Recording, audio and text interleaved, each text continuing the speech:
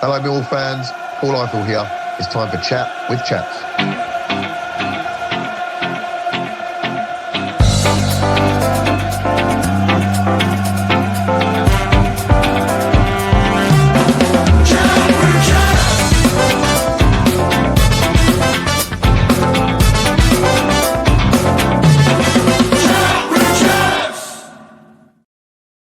Hello, ladies and gents. Welcome back to another episode of Chat with Chaps. Happy Friday. This one, really looking forward to this episode, a special guest episode. We welcome a guy who, in his own words, scored a few, blazed a few over the bar. 386 games, 111 goals. Pretty impressive, by the way, Sam, that record, including 4 in 7 for Millwall. Now working in media across ITV, BBC, Sky. We'll ignore his Chelsea connections. Welcome to the show, Mr. Sam Parkin. How you doing, Sam? Really good, Chris. Yeah, thanks for having me, mate.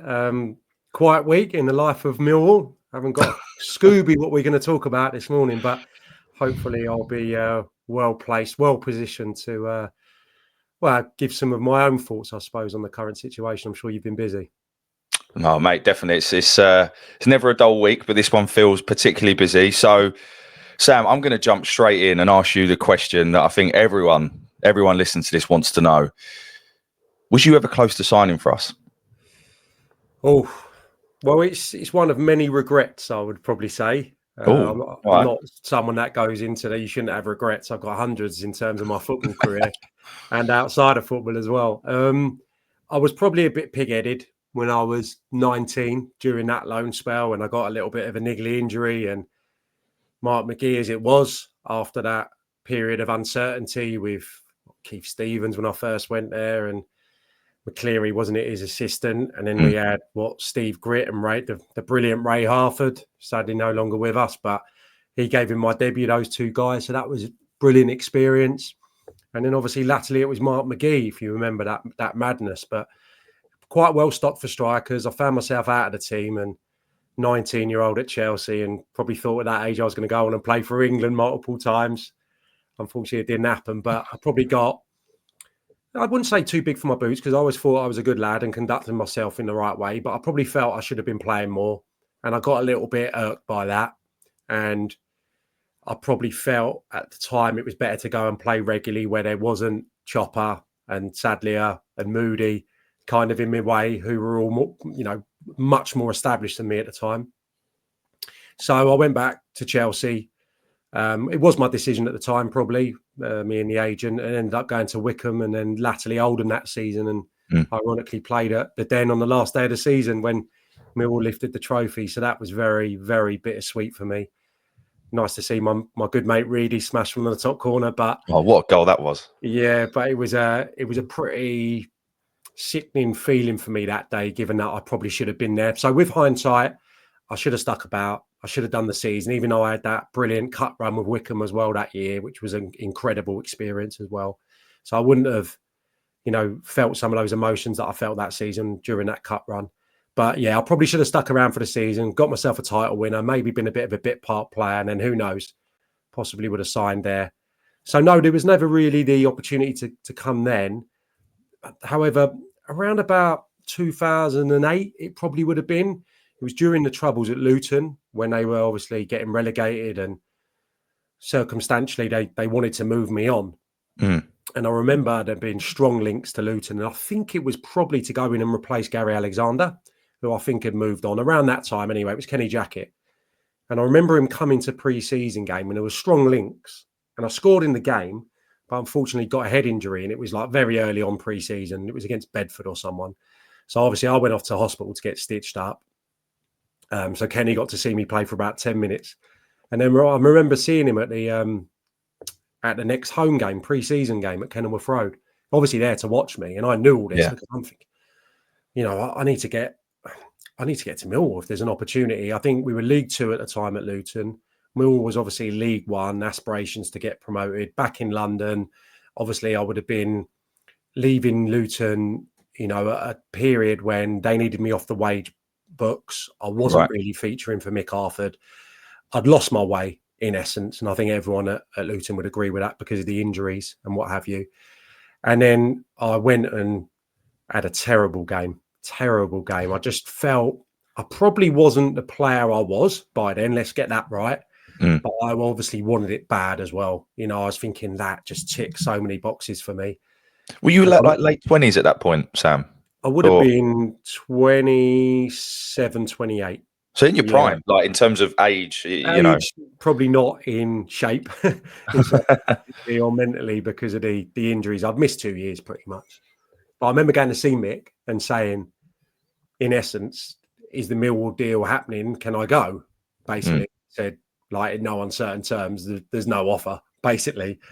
So I obviously left with my tail between my legs, and that was it. That was the last link, really, to coming. So, it would have suited me on both occasions with hindsight. But, I got to taste the den, I suppose, those early days of my career, and, really long-lasting memories. Yeah, and Sam, like you're one of, it's not a long list, but there's certainly I put you in that. I put probably Darren Huckabee before you, after you, probably the likes of Chris Wood, you know, Jason Punchin, that have come to Millwall, had a really big impact in a short period of time, and then lo and behold, we don't end up signing them. It seems to happen to us all the time. The one that obviously we had a slightly different outcome was actually more recently, which is Japhet Tanganga. Obviously came in. We felt that, almost blessed to have him on loan. Didn't think for a second that we would sign him permanently. And look where we are now. In my opinion, we have one of, if not the best centre back in the league on our books. I don't know if you've seen much of his performances so far this season, Sam. Yeah, I have. I totally agree. I was at the Luton game, and I think I said, summing up that game, I've not seen a defender dominate a centre forward, and by the way, one coming into this season, potentially the most potent strike force there was going to be in the Championship this year in Adebayo and Carlton Morris. He saw off Adebayo that night, if you remember. He went off after 80 minutes or something, and he looked so frustrated because physically he couldn't match Tanganga. He couldn't beat him for pace as well, and also Tanganga that night was coming out with the ball. He was dropping his shoulder, you know, when he wins it, and then he's got that little drop of the shoulder as well to get away.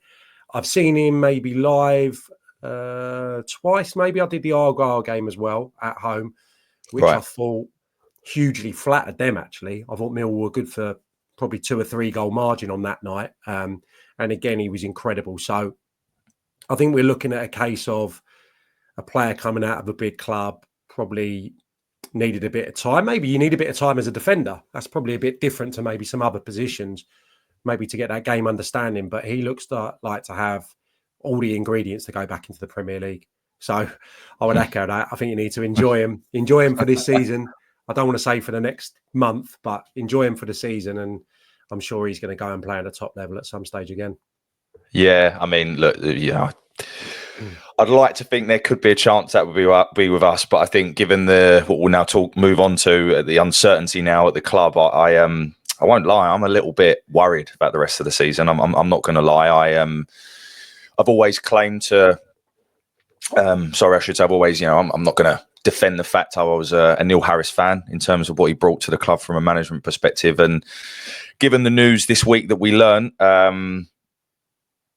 I don't really see how we go and replace him. But what's your thoughts on this, Sam? I know also, by the way, and we can put a link to this in description, haven't had, in full transparency, I haven't had a chance to listen to it just yet, but you obviously run the podcast EFL What The, and you did get your Harris out. So just give us a bit of a snapshot in terms of what your thoughts are on Neil leaving the club. Yeah, that was Matt Davis-Adams' line, the presenter. Get your Harris out or whatever. We did a brief bit on it yesterday. What the EFL? It's a bit confusing, the Twitter handle, I think. But yeah, it's What the EFL. So it's a play on what the hell. So we did, a few minutes on it yesterday. I suppose I don't want to trip myself up because I think there's so much going on here. And I think there'll be so much rumour. There'll be so much that we don't know because we're not behind closed doors. But I think from my own personal perspective, I was really shocked to see it. obviously I follow Millwall quite closely. I'm not there every week, and I'm not poring over the message boards and reading the blogs and watching every minute of every game. So it's important to say that. But I saw Neil about a month ago. I made a job of going down and seeing him after a game because I needed to get something signed. And just to give an example of for me, his kindness, he's never turned down any kind of request of mine since I've been working in the media. I've done some one-on-one interviews with him. Obviously, I played with him, but I played with him very briefly. But I've always maintained a really friendly relationship with him. I've got the utmost admiration for him as a player. He was incredible. He was very full of self-belief what was he being 23, 24, quite cocky, I would say, when I first met him. But then I quickly realised why. He was the best finisher, goal scorer I played with. And I played with probably 50 over the next 15 years. In terms of natural finisher, that period, he was getting the ball 25 yards from goal, wriggling away from a couple of people and smashing it or bending it in the top corner. He was scoring tap-ins, headers. He was incredible. And I think it sums it up perfectly that on my debut, I scored 2 and he overshadowed me and got 3. He was unbelievable goal scorer. And I don't know loads about the situation because I was obviously off trying to carve my career, but obviously he had his illness. So I don't know, I wouldn't want to talk for him, but had he not had that period, we could have been talking about someone who scored more goals at the highest level. And obviously this is a guy who came back and plundered ridiculous amounts of goals to become Millwall's greatest ever goal scorer. And I don't know, I'm not going to butcher some of the names of the past because I don't know the history of the club like ardent fans, but he's got to be in the top 3 or top 5 players of all time. People of all time, given the circumstances he's come back, the promotions as a player and as a manager. So really shocked to see it, I think is what I'm trying to get around to say. And I thought it was a nice little story that I went down to see him and he sat down in his dugout and he wrote a message for someone that I know it meant a hell of a lot to, and it meant a hell of a lot to my partner as well. So what credit. Yeah, and I think great. It's going to be said because he's been there so long and he loves the Millwall spirit and all that. But I think he genuinely really gets it and he knows how to conduct himself. And it's not the easiest job, which I'm sure you would say, and I'm going to come on to now.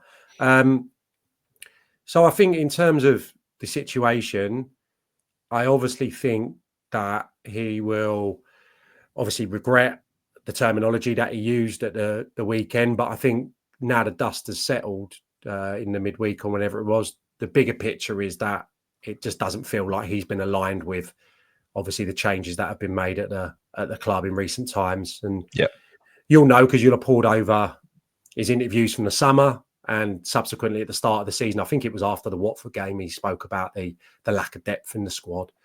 Comparably to other teams in the division that they were going to be competing with, and also obviously when they signed Ivanovic, I think those comments were well reported. That I think that was a little bit of a nod to him not being totally aligned with the direction that the club was going in with the new hierarchy. So I think reading between the lines, it feels like he's probably felt, why aren't I good enough to steer this ship given what I did last season?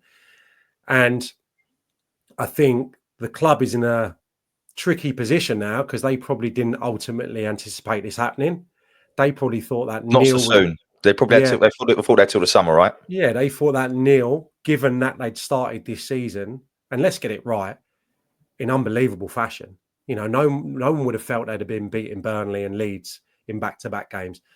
But more startling, and this won't be to everyone's taste, but when have Mill ever in, I don't know, the last decade or recent times in the second tier ever been in the higher echelons in terms of all the statistical markers? And I know that has maybe regressed a little bit in the last few weeks and games because they're not scoring now. So inevitably they've dropped off there. But I'm going back a month. They were right up there in terms of chance creation, big chances, shots, touches in the opposition box. All the metrics that people roll out now. Millwall have never been in that department. So something has switched a little bit, and I put it to him.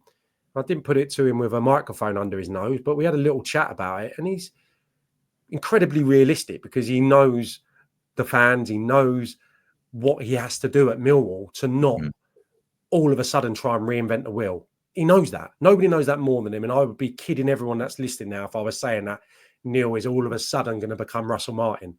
That's not going to happen. But I think we wouldn't want it. This is the other thing. Exactly. Is like where people. I think we've now, because of the Joe Edwards experiment, who everything I've heard is a top coach, top guy. It just didn't work out for him.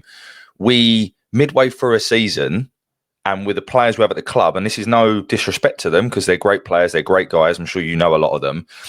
They're not going to be that Russell Martin tiki-taka. It's just not us. And I don't actually think our fans would want it, to be totally honest. So, but sorry, Sam, I cut you off there. Carry on what you were saying there about no, Chris, I think it's really important that I've got my own like feelings about it and my own take on it sitting there in the stand, but you'll obviously have your own view. So I think it's really important that I get a sense of what you're feeling because it only improves my analysis as well. But I would say that it's a balance has got to be struck. And that's always, it's always got to be high tempo at Millwall. It's always got to be energy first and foremost. The ball's always got to go forward. You know, it can go sideways or it can go back, but that can't happen too often. And it's got to go forward with a purpose. And you need to have pace in the team. And ideally, you need wide players. Okay. I saw that. I saw a Millwall team early part of the season that didn't necessarily have a big guy, first and foremost, to go and hit. They had Langstaff at times, Bradshaw, obviously Ivanovic doesn't feel to me like he's going to dominate physically at his age, and maybe he's got some filling out to do. So I saw a team that was going forward quickly, but it was with a bit more sophistication, probably trying to get SA and what's the other chat? Elise?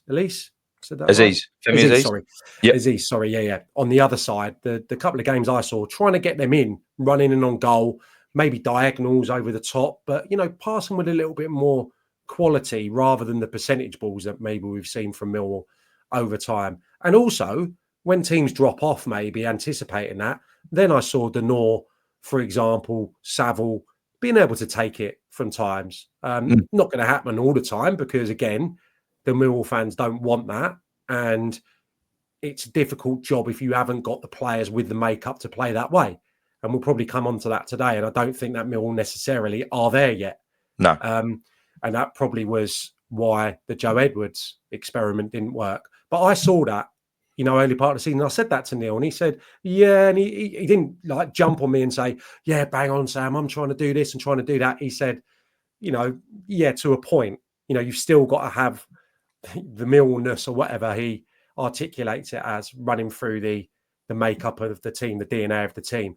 But I did see a difference. Maybe it's better attacking players. Maybe SA and Aziz, for example, a better caliber than maybe what's been there before. Watmore obviously had a great start to the season. Coburn would be brilliant if he's fit and able.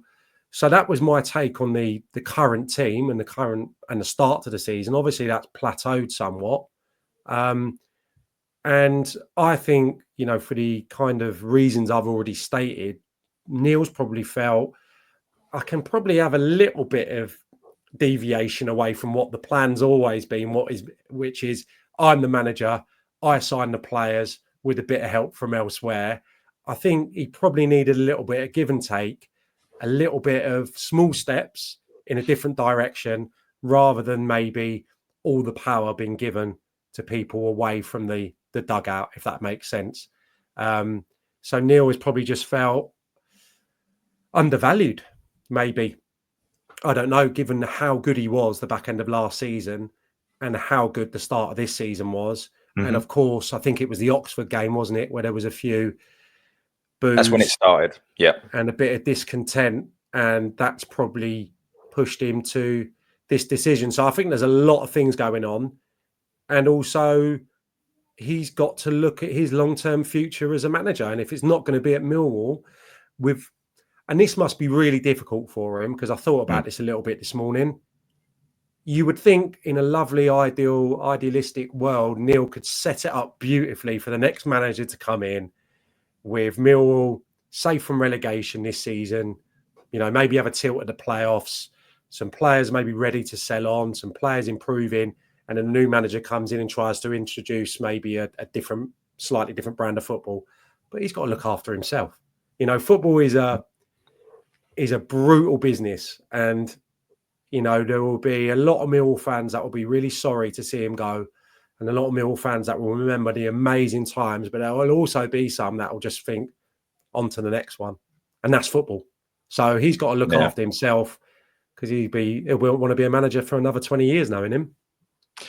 Yeah, it'd be interesting to see where he next obviously take. It's been a bit of a roller coaster for him personally, isn't it? To go from a situation where, being removed from Gillingham, then going to Cambridge in League Two, and then all the way up to the Championship. It's been a bit of a whirlwind for him, hasn't it? And I agree with everything you said, Sam. For me, he was able to provide that perfect combination of having a team with Millwallness, to coin his own phrase, that had that up and atom style, which I think fans underappreciate, that because Neil Harris has brought that, we almost forget as a fan base that is just rule number one, and not all managers will be able to do that, right? And that was there evidently. And dare I say it, at times this season we played some good stuff. We played some good football. To your point, all the metrics are pointing in the right direction. Yes, it's tailed off, but has it tailed off because we've lacked the options that Harris has been alluding to? A lot of people have been calling out for Ivanovic to get more game time. He started on Wednesday. And yes, you can see that there is a lot of potential in there, and he wouldn't have been called up to the Serbian national squad if that wasn't the case. And I'd like to think we wouldn't pay £2.5 million for him if that wasn't the case. But he also looks as if he's not quite ready yet. And I think that's what Harris has been saying. I think, again, based on no knowledge, just reading between the lines, I think you hit the nail on the head where you talked about him feeling undervalued. And I my perspective is, you've got a guy that bleeds blue, that loves this football club as much as anyone does, probably understands it more importantly than anyone else does. And he came back to the club with people he knew in terms of in those roles, Alex Aldridge, Steve Kavanagh, he knew them, right? He's been around them before. And that's all changed. And maybe the connection and the relationship with the new era isn't as strong as it was previously, and he feels as though he doesn't have the tools to continue his work. And it obviously we'll learn in time whether that's the case. But Chris, can I ask you two questions? I've just noted them down before I forget. Right, mate, go for it. Yeah.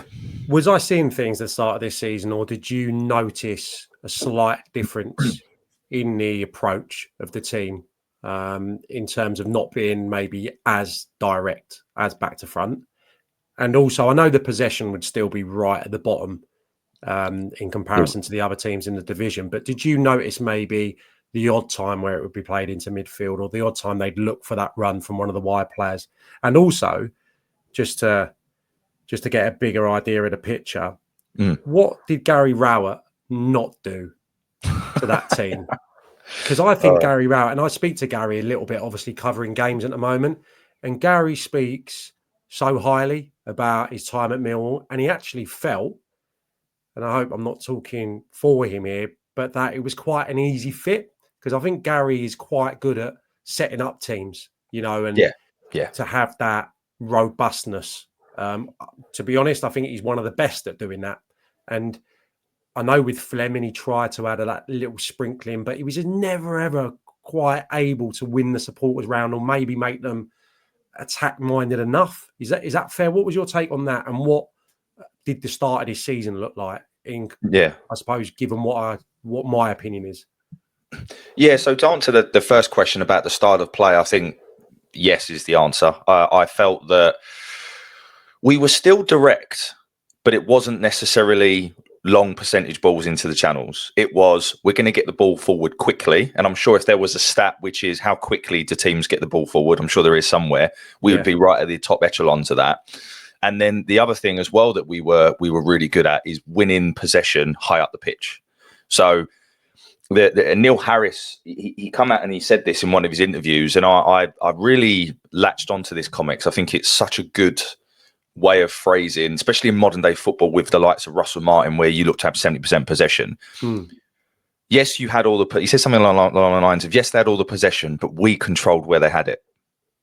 And I that for me is key. If you want to have 70% possession, but 70% of that 70% is in your own half, have it. Do you know what, like, we don't care. So I felt that, I personally did feel as though Harris's tactical astuteness had certainly improved since he was last at the club. It was very direct, but it wasn't long percentage balls from Cooper just pumping it up the field. I also felt, to your other point, that we would see Saville and Denor in particular get on the ball and try to play it.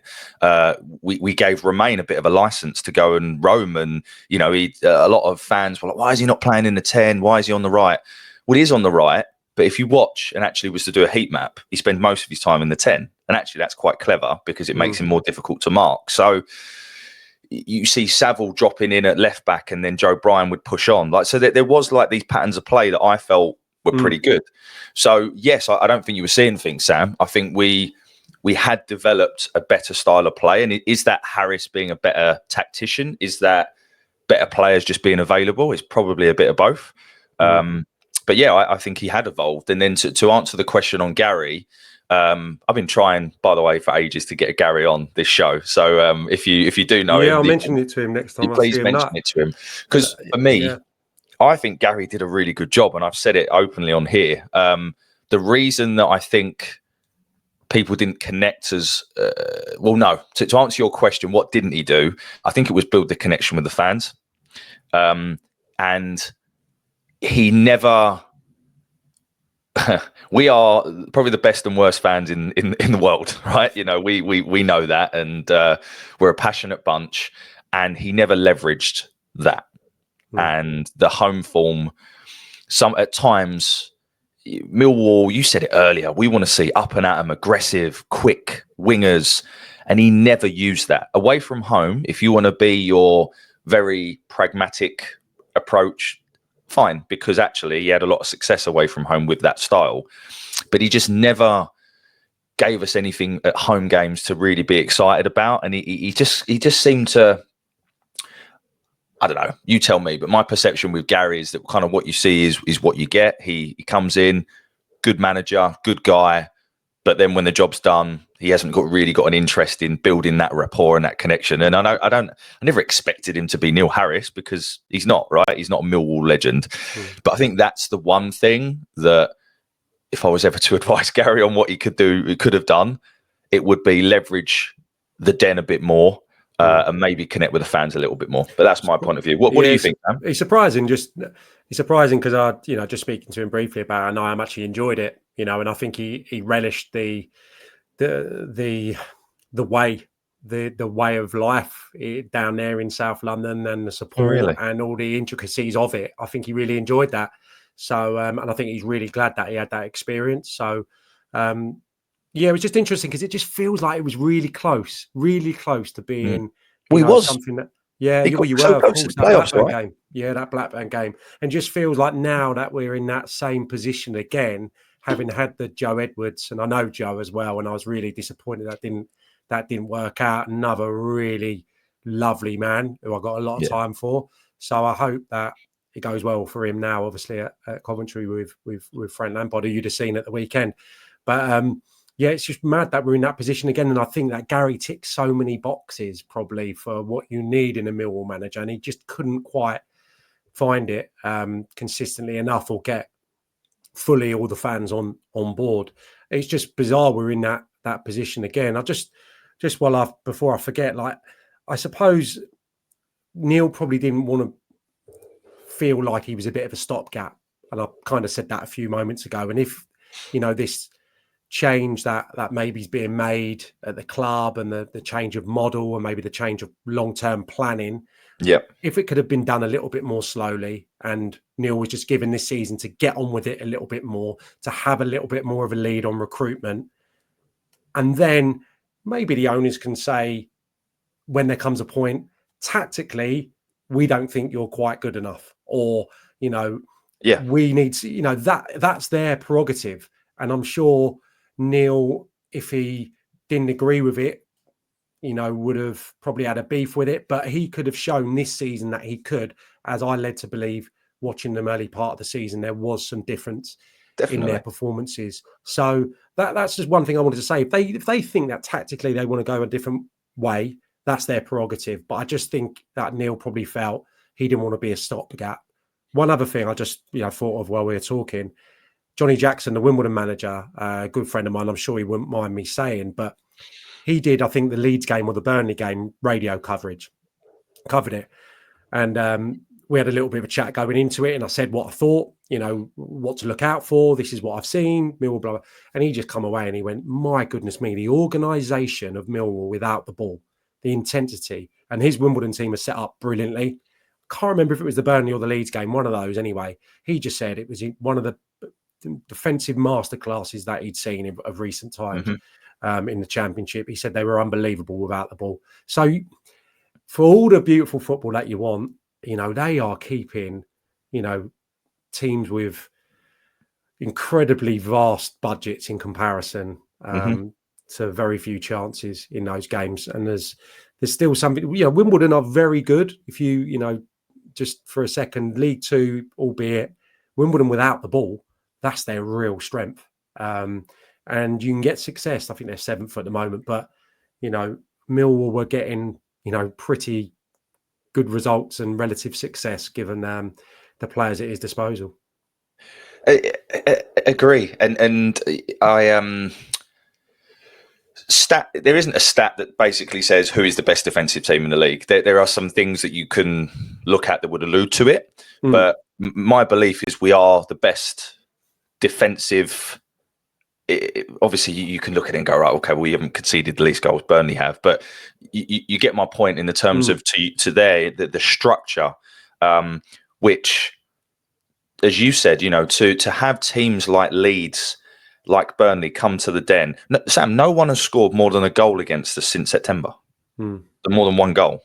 That doesn't happen just overnight. And I know that George Honeyman divides the Millwall fan base because he doesn't necessarily offer. We used to see him Fleming in the 10, and all of a sudden you got George Honeyman. You couldn't get two more different players. What Honeyman, not always, but majority of the time brings is that high energy press, which I think the tacticians amongst us, we all claim to be one, would understand and appreciate the value in a side that's not going to have the ball, in a side that doesn't have the riches of some of the quality players that we see in the Championship, how important those types of players are. And I don't know, Sam, like one of my concerns is there's a lot of players that are like that are the core of that unit, not just from on the pitch, but off the pitch. They're out of contract in the summer, right? And Honeyman is one of them. Ryan Leonard, phenomenal right back at this level. George Saville, Sean Hutchinson. There's a lot of players that are out of contract, and obviously this does really feel like a bit of a crossroads for us as a club, because obviously you've got the manager going out. A lot of these players, a lot of his players could potentially also be going out, and then it's like, right, well, what is next? What type of manager do we bring in? And would love to get your thoughts on, who. Well, first of all, I think we've discussed it, but what you need to be a successful Millwall manager, and you know the answer to that much better than me, because that's what puts my head in a spin. Because you think, who is it? Who's next, right? Yeah, no, I suppose we've done our best there. I think in half an hour or whatever to kind of think about the ingredients. So it's got to be someone who's passionate, who works with the fans to really get that decibel level going, and everything that you need to be a success at Millwall, I think, goes hand in hand with that. But then you also need to play fast, attacking, aggressive football. And you're probably looking for someone now who is going to introduce a younger profile of player, maybe, and also have a few little tactical, have a little bit more of the ball. Probably is the I can't think of the word I'm looking for, but that's probably exactly in an ideal world.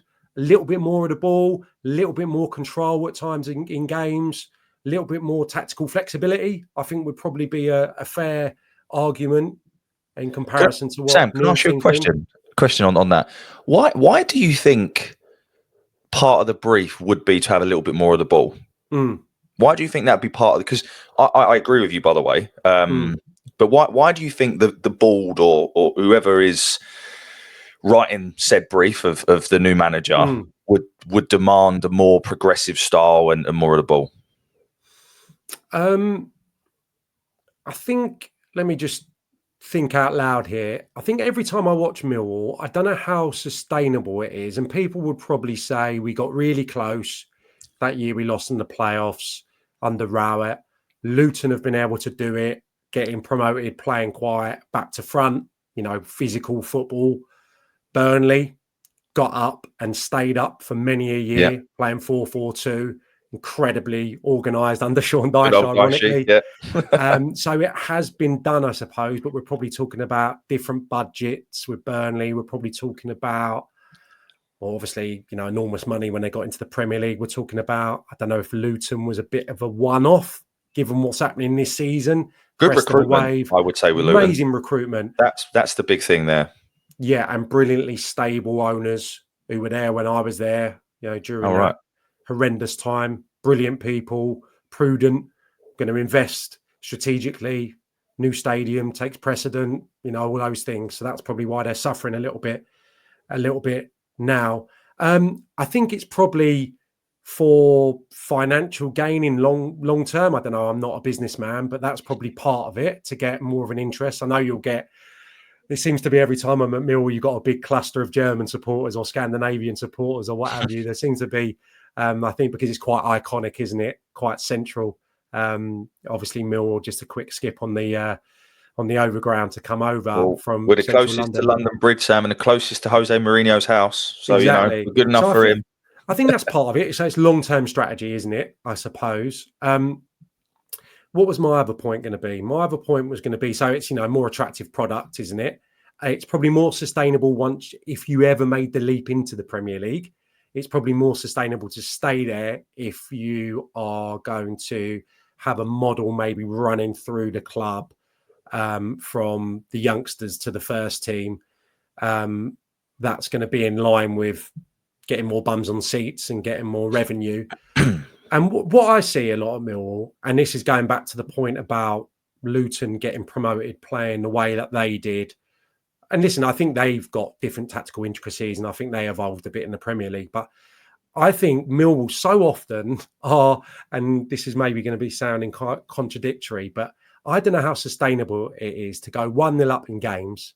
And this maybe hasn't happened loads over the last couple of years. So excuse me, but this is my mind working overtime here. I just think they need to have periods in games where they can control the ball.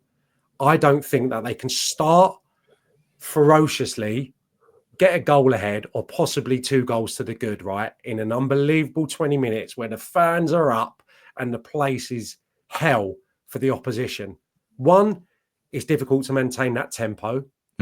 2, it's really difficult to defend your goal. I'm not sure how many times they've won a couple of brilliant tight games against top level opposition so far this season.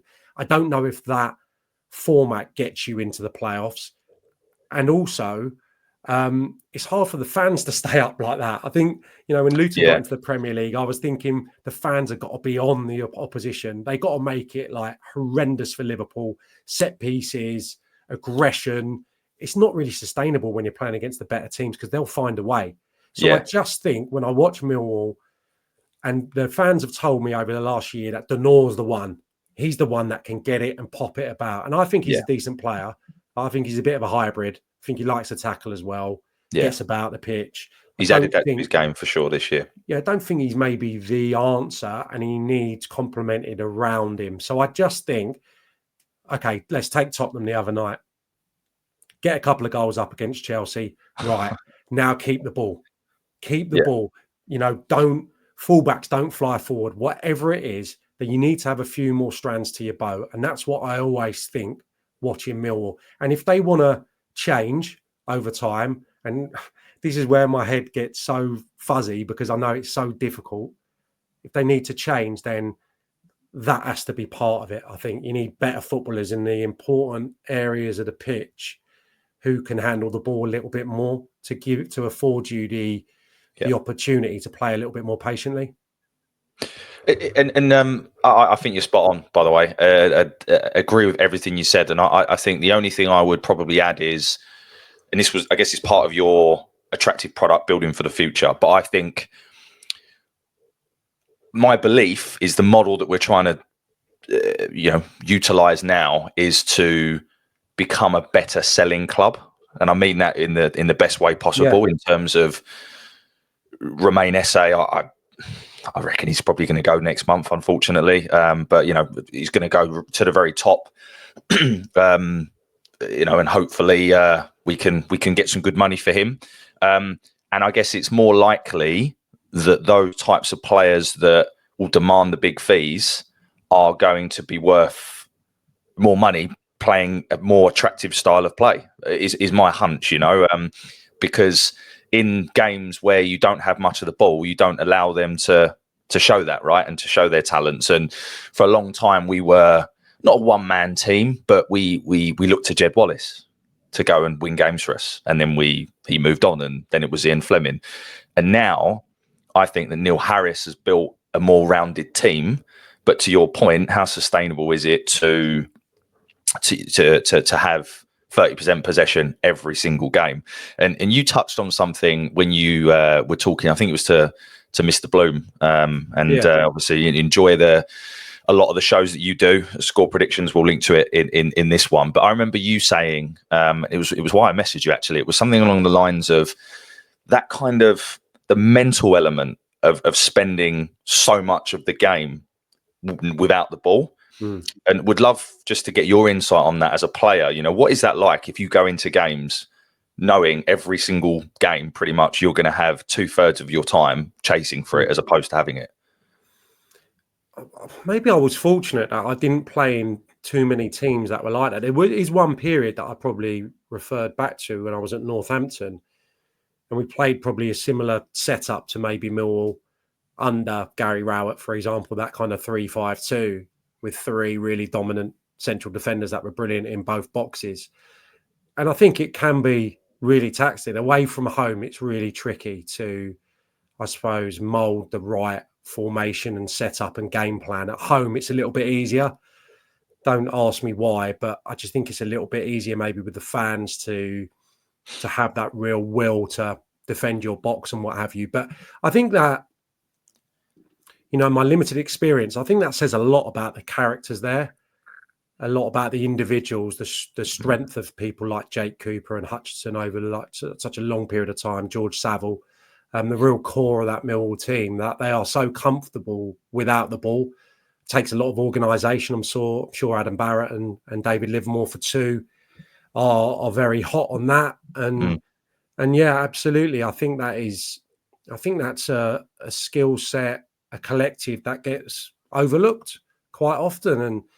And Johnny Jackson, who I referred to earlier, someone that I hold in very high esteem, is a big mate of mine. But yeah, having someone who's currently in the game, seeing that recently and speaking in such glowing terms about the way they're set up structurally in this modern game, there is still a lot to be said for that. So yeah, I mean, it's something I don't think we should be detracted from. That is a real strength for Millwall, and that has to stay as well. And that's why it's such a tricky proposition moving on. I suppose my question for you, Chris, just to round it out in my mind, so I've got a bit of clarity.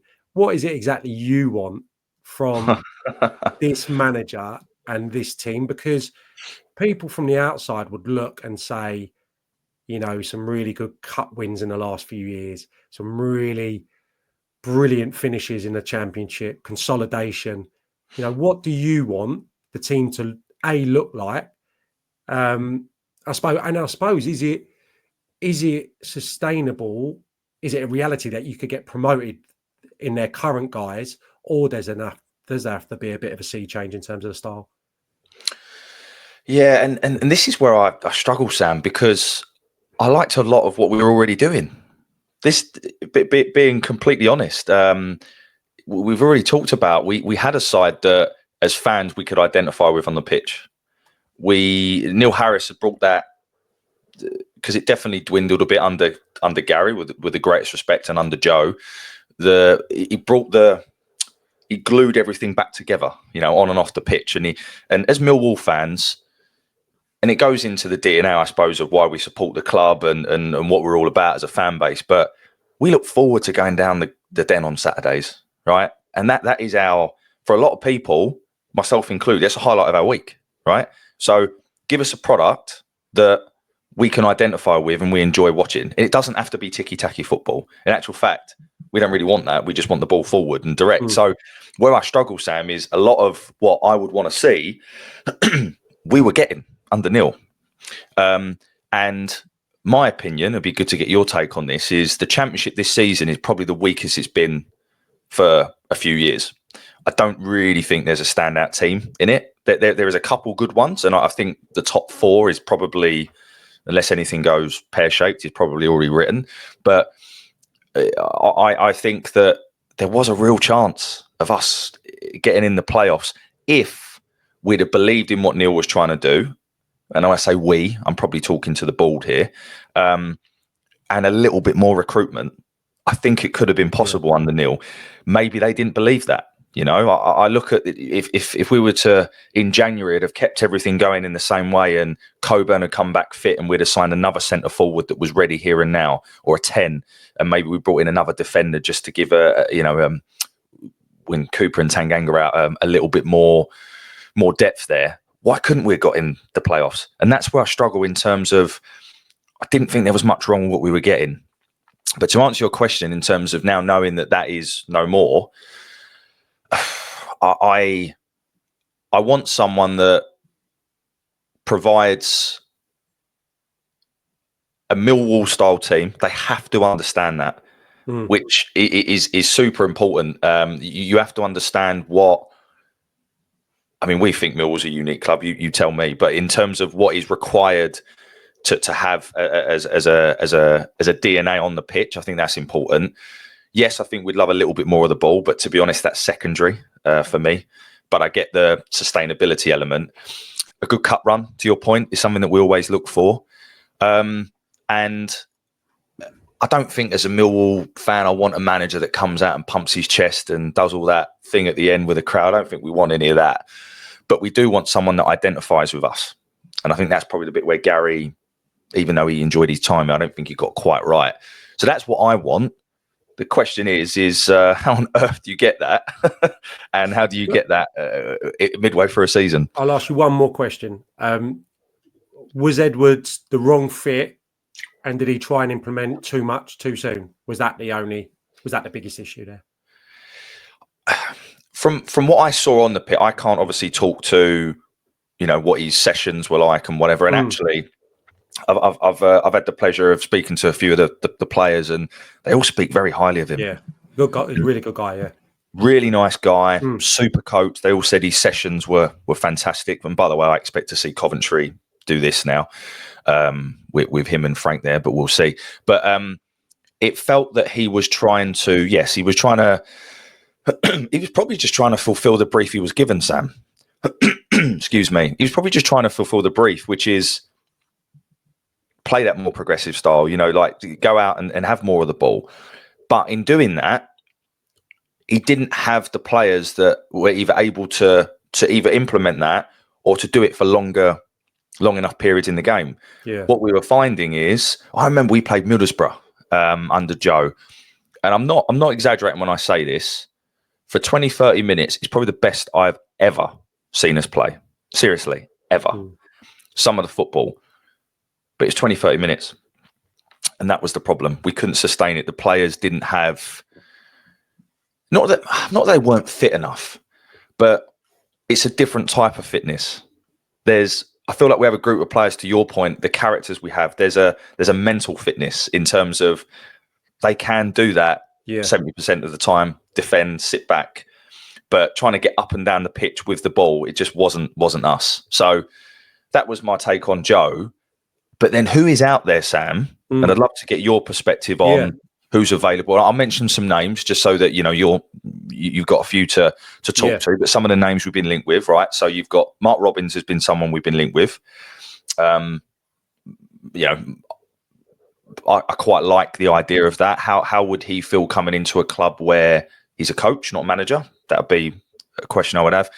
Fans have mentioned Cooper. I can't see we could afford someone like Steve Cooper personally, but who knows? Or then do you go someone lower league? So, obviously you've mentioned Johnny Jackson, but Skabula is doing a really good job in League One by the sounds of it. Matt Bloomfield is someone that's been heavily linked with the job. I think he was favourite for a big period of time. Or is there someone out of work at the moment that could be an attractive proposition? Schumacher did a good job in one place, then went to Stoke and it didn't necessarily work out for him. You got Ryan Lowe, David Wagner. Yeah, so there are options. Question is which one? And would love to get your thoughts on those and any more that you think could come in and potentially be a success. Even Gary Rowett's back in the running, by the way. I don't know if you've seen the odds. He's doing really well on the TV, isn't he, Gary? Yeah, I can't see that happening. He's really good. So I'm enjoying seeing him about from time to time. I think it's so difficult because this has obviously happened quicker than was anticipated. So I'd imagine, or there could be, a little bit of panic going on. Like, we thought we had Neil Sweet until the end of the season. And we were going to, by the looks of things, have a pretty successful season. So it's gone sour quite quickly. I think the Mark Robins one is just, I think, everyone's natural instinct because of the way it ended for him at Coventry. And that is available. And that he's been so successful. But I think, in my opinion, you hit the nail on the head pretty much. He has just vacated a job where the owner, Doug King, wants a head coach. And I think Mark Robins is absolutely a manager. He would be very close to the way that Neil Harris probably wants to run things. Without saying too much, obviously, I know a few of the people that have been involved at Coventry. Mark Robins is very much the man on a match day. He's been brilliant during such a dreadful period off the pitch for Coventry in terms of the way he's conducted himself. I think a brilliant leader, great with the fans, but he's not someone who's doing the coaching too readily. Whether he'd be open to doing that again, I'm not sure. That would be a question for him, but he has leaned heavily on really good coaches on the training ground. And obviously his working relationship with Adi Vivash is no more from what the chairman said in that open fans forum, and Adi Vivash left in the summer. So whether Mark Robins would want to come in or whether it would be an option to come in with someone alongside him to take the heavy lifting in terms of the coaching, that would be a conversation for the club to have. But I don't see that being an ideal fit, if I'm being all honest, for the reasoning I just said. And sorry, my memory would be a bit hazy to go back to who Robins had alongside him initially at Coventry, because obviously they had success. But we're talking League Two then, obviously. They've come a long way to becoming the established championship outfit that they are. And I think there's a lot of parts that went into making Coventry successful. And I know that their coaching... Recruitment being one of them, by the way, as well. Yeah, and their coaching was high, like in terms of the sophistication of the different formations. Remember, they played that box midfield for a year or two before anyone was really playing that box. They were one of the first, certainly outside the Premier League. So I don't see that being a great fit, to be honest. I think it's the natural thing for everyone to go towards.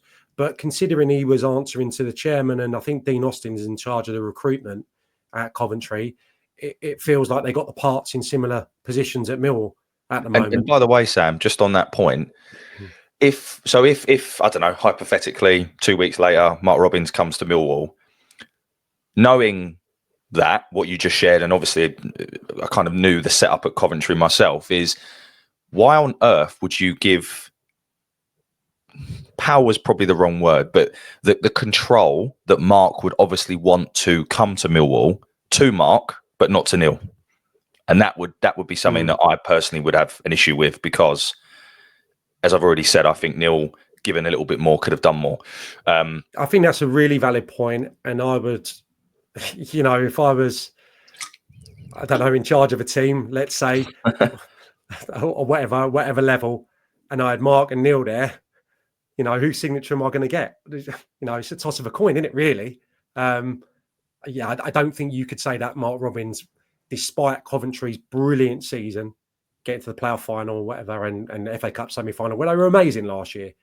I don't think you could say that it's a huge upgrade on Neil Harris at all. I don't think you could say it's an upgrade. I would put them on a par, or I'd probably say for Millwall, what we've been talking about today, you'd have Neil every day of the week. And this is it, Sam, because I would imagine for those listening to this, hearing you say that will be a real eye-opener, because I think there is a perception, and that's not to discredit Mark Robins at all. It's basically just to say there are a lot of ingredients that go into what makes a successful team at this level, and you can't take it on face value. I really like Mark, really like him. I think he done outstanding work, and that's the sorry state of affairs. And obviously I'll say that knowing two of the backroom staff that have gone in with Lampard, and I'm thrilled for them. And I think now the dust has settled, the Coventry fans will fully get behind them, and rightly so. That's football.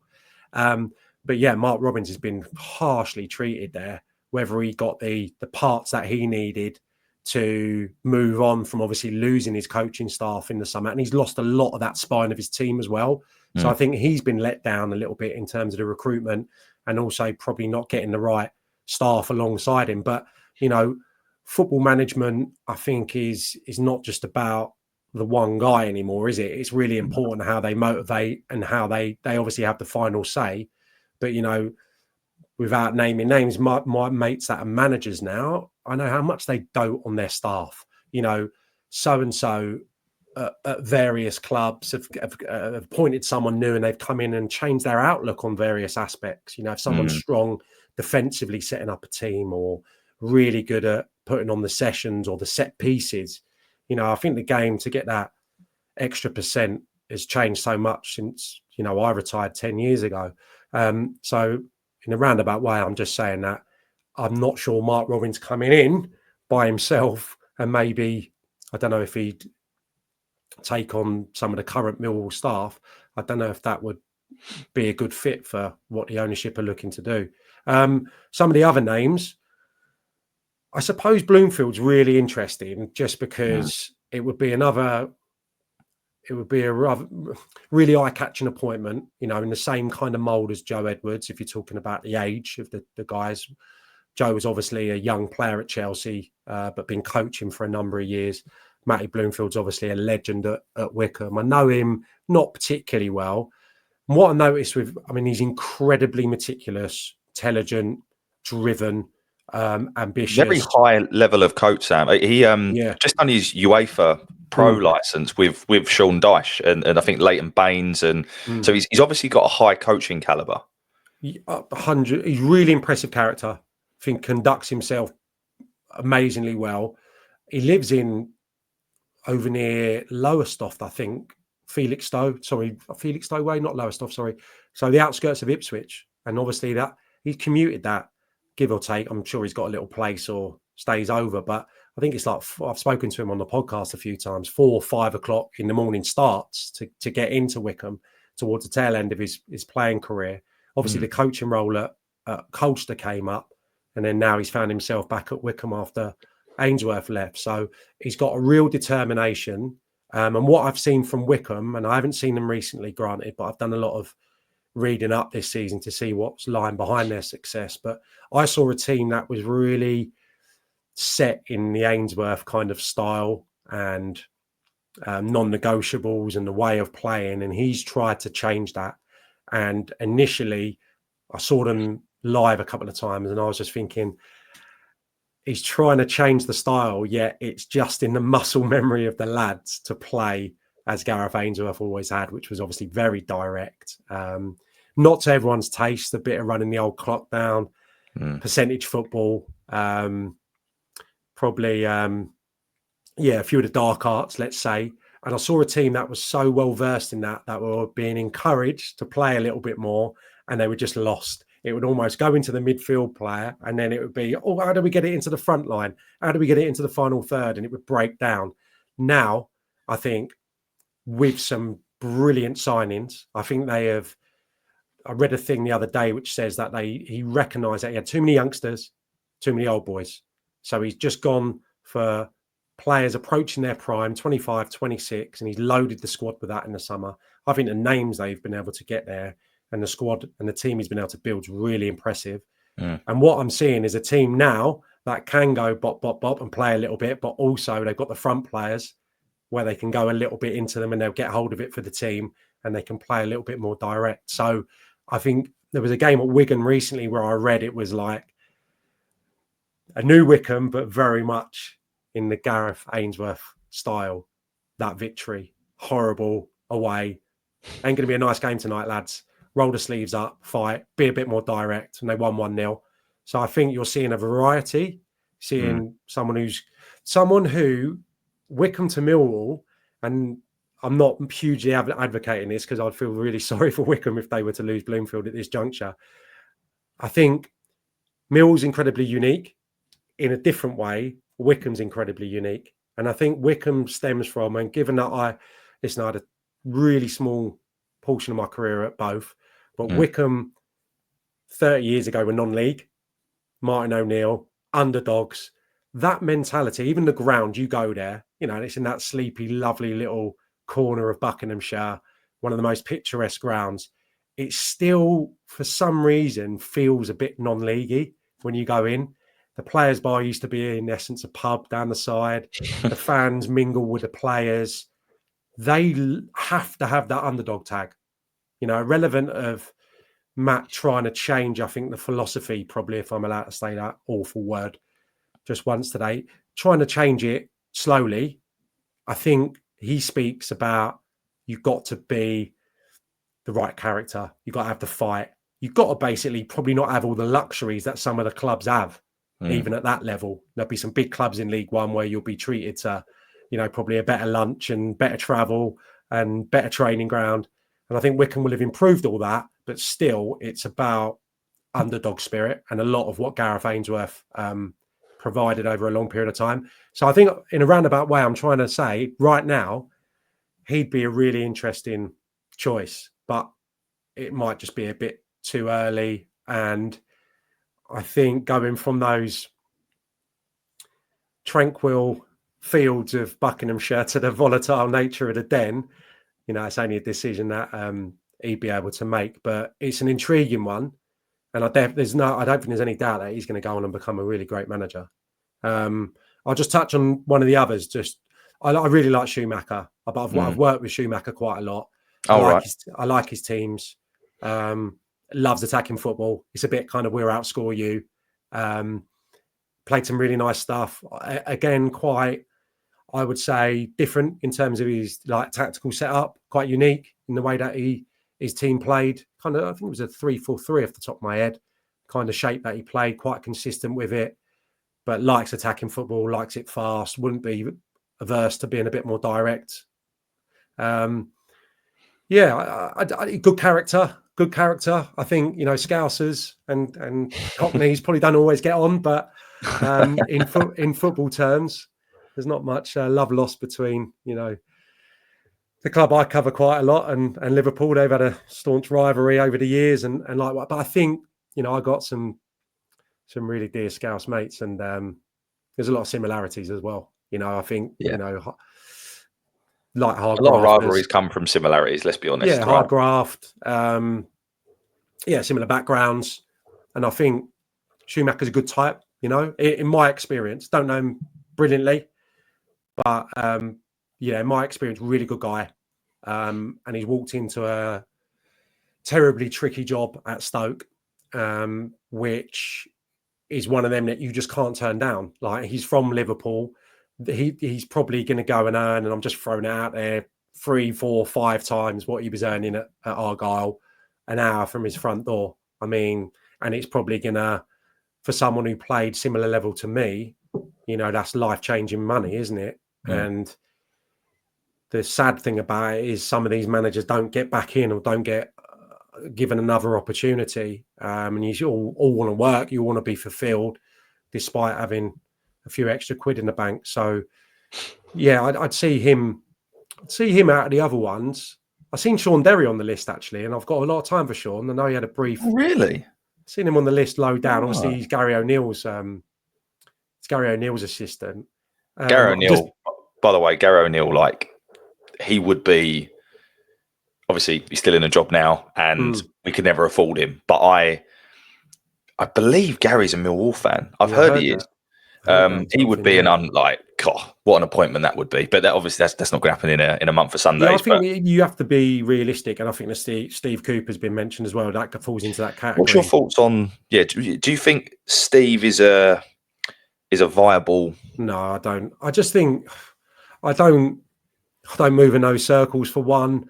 But I've got an idea. I just think the salary that these guys are going to be earning, in the Premier League, and it's not worked out at Leicester, probably because it wasn't a good fit from the off because of the fans, the history with him at Forest.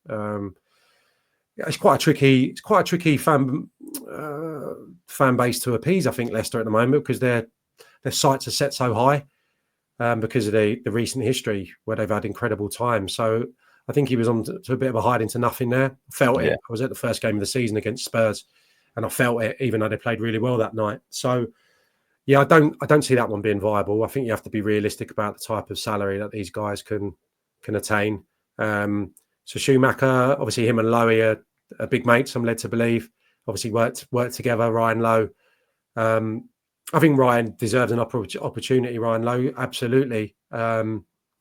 I think Schumacher's standings may be slightly higher. Don't know why, but I think maybe it just went a bit stale at Preston. And I think, again, strangely, given that he was a striker and such a good goal scorer, his strength seemed to be latterly kind of the team's defensive nous. Yeah, and they were heard that a lot from Preston fans. They were a bit stale going forward. That would be my one bit of reluctance, I suppose, right now. That his teams were, I don't know, probably in the mind of the Preston fans, has become a little bit predictable towards the end and a bit lackluster. So I don't think he's in a real kind of, I'm sure he probably, if they look into, widen the net or whatever the phrase is, they'd probably be open to interviewing people of that caliber. But whether he jump out because of his recent period in management would be another question, I suppose. So, final question for you, Sam. You are interviewing 2 managers for Millwall, and you need to all the ingredients that we've talked about that we need down the den. Which 2 would you interview? Blimey, I need the long list in front of me. That's the question, isn't it?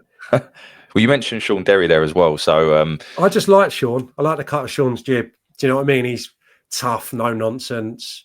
He hasn't really got, like, in my experience, really nice fella. And has obviously had higher positions at Palace with Roy and Ray Lewington, I think. I think he latterly was involved as well under Vieira, wasn't he? I think for a period. Yeah. But I'm not just going to throw a curveball in. The other name was Andy Woodman, that who's the Bromley manager, who Adrian Clark, who I do the other podcast with, spoke of yesterday. It would be a hell of a jump, and I don't probably see that being the way that the hierarchy at Millwall are thinking. Probably in the summer, they were probably thinking about something with a little bit less risk, given that Woodman's had a really good playing career and a high-level coaching career. I think it was with Pardew at Newcastle and what have you. But Bromley are very much at the moment the team that have come up to the EFL, very reliant on set pieces, back to front. Byron Webster's there, isn't he? Yeah, Byron Webster's there, isn't he? Strong, uncompromising, probably going to consolidate easily this year just because it's like, wow, we're in the EFL. and other teams don't know how to cope with them. A bit like Sutton probably when they come up. They've got a really good goal scorer as well in Michael Cheek. So I don't see that one. It's another, obviously, conversation. Non-league managers doing well. Dean Brennan, another lad I know at Barnet. I think Dean's going to get he's on the long list I saw this morning as well. I think Dean's going to get his opportunity. But again, he's at a good club in Barnet. Probably going to potentially go up this year. Pretty cushy job for him to leave it for the, obviously, the volatile nature of a championship job right now might not be quite for him. So if I'm interviewing two, well, given what I've said now today, go on then, Bloomfield and Schumacher right now in terms of the running. But I think from my tone this morning, I would have had Neil till the end of the season, absolutely, and I would have made some. I'd have given him some leeway probably, and I think that the separation that's been a bit premature could have been avoided maybe. But I think it feels like it's been broken, hasn't it? Maybe in the last month or two, that relationship. A real shame, Sam. And the thing that I always come back to is if a guy that has such a standing within the club and the culture of Millwall found his position so untenable that he couldn't sit out to the end of the season, what is going on that meant that was the case. And I'm not going to speculate and whatever because I don't know, but that's something I always come back to that concerns me. I read his letter this morning on the website. And did he write it? I mean, I'm not sure he actually wrote it. Very nice, but the tone said to me that he's really hurting. Do you know what I mean? That's what it said to me. It said to me like, yeah, there was he's been irked by something. Yeah, that's what it felt. And like I said, it's his job, isn't it? It's his job. For all the love and all the good times he's had, scoring those goals and the adulation, which is all amazing. You look forward, don't you? In any walk of life, I presume everyone's ambitious. It changes, doesn't it? Your outlook, and as you go through life and whatever, footballer to retirement, it changes. He's got to look after number one ultimately, and the fans will understand that.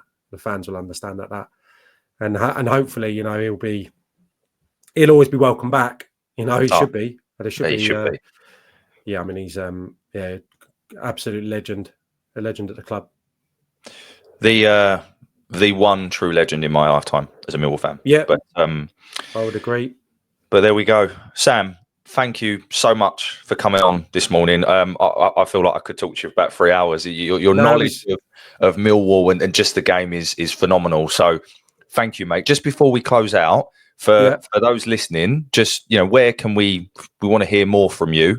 Not just about Millwall, but all things football. Yeah. Where can the listeners find you? Well, me and Ben Bloom, who you referred to earlier, we do the championship check-in.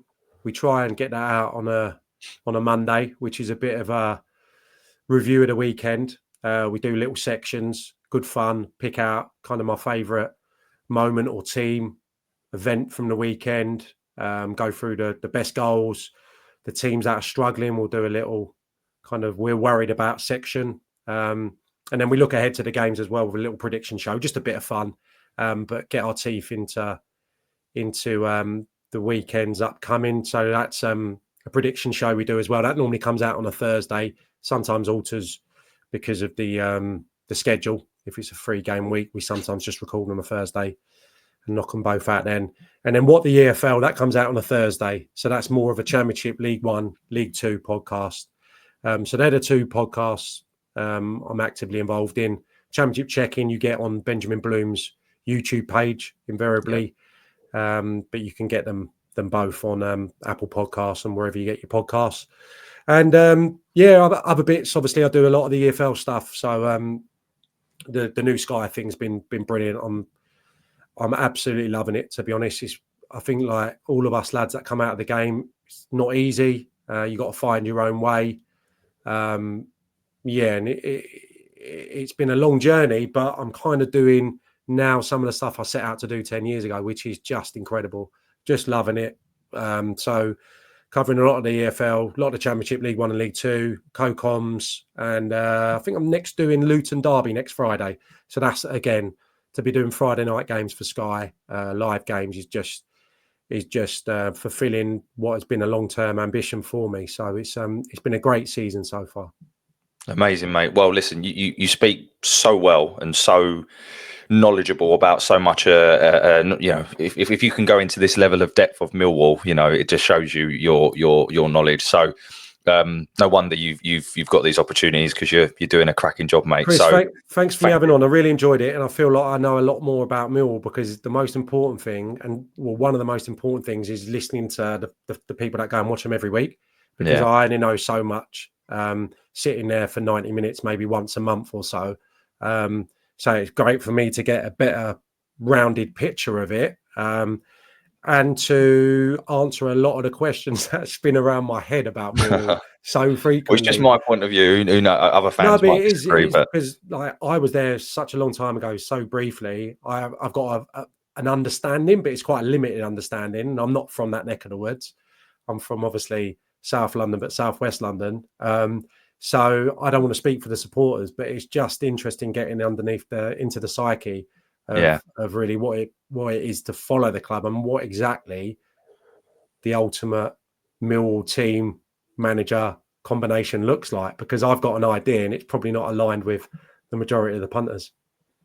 Well, we're sure enough going to find out, because I would imagine we'll see an appointment in the next few weeks. But Sam, thank you very much, mate. Pleasure, mate. Really appreciate it. For those listening, hope you enjoyed it as much as I did having the conversation with Sam this morning. This will be out today, Friday, and I look forward, obviously, to the game away to Middlesbrough tomorrow. Thanks again, and as always, bye for now.